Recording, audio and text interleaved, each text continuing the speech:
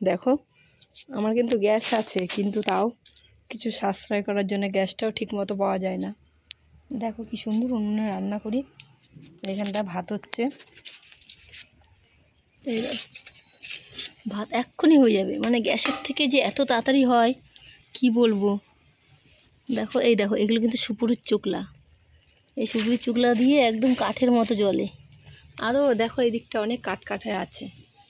আমাদের বাড়িটা শহরেরই পাশে, কিন্তু তাও দেখো এইখানটা রান্না করা যায় বেশ। আর এই যে কার্টুন ক্যারেটটা কি সুন্দর করে যে ভাবছো, যে অনেকে ভাবছো মাটি কোথায় পাবো, আমি সামান্য একটু মাটি দিয়েছি, সাইড দিয়ে সব টালি ভাঙা ইট ভাঙা সব কিছু দিয়ে এই যে উনুনটা তৈরি করেছি। দেখো কত সুন্দর জ্বলছে, দেখেছো? দেখতে পাচ্ছ তো?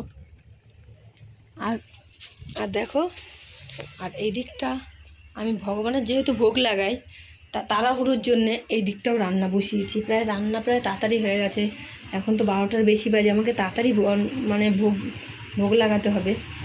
এই দেখো, তার মধ্যে আমি কচু শাক করবো নারকেল দিয়ে, আরও অনেক কিছু আছে। সব কিছু তো ভগবানের ভোগ না দিয়ে আগেই শেয়ার করা যায় না, তা এইটুকুই করলাম, আর তাড়াতাড়ি করব। আর আমার দেখো তোমাদের সঙ্গে এইটুকু শেয়ার করলাম, যেহেতু আমি কন্টেন্ট ক্রিয়েটার, তা একটু তো শেয়ার করাই উচিত। এই যে আমার ভগবানকে দেখো, দর্শন করো।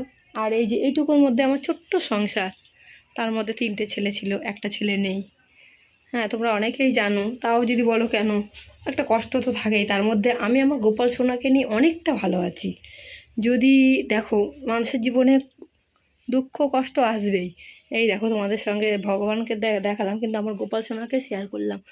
এই দেখো গোপাল সোনাকে কত সুন্দর লাগছে না?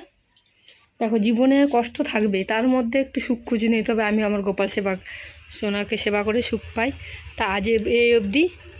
এই যে আমার অন্নটা প্রায় হয়ে গেল, তাড়াতাড়ি করব বলে করে নিয়েছি। আর অনেকটা গ্যাস সাশ্রয় করব। তা ভালো লাগলে অবশ্যই সাবস্ক্রাইব করো, আর পাশে থেকো।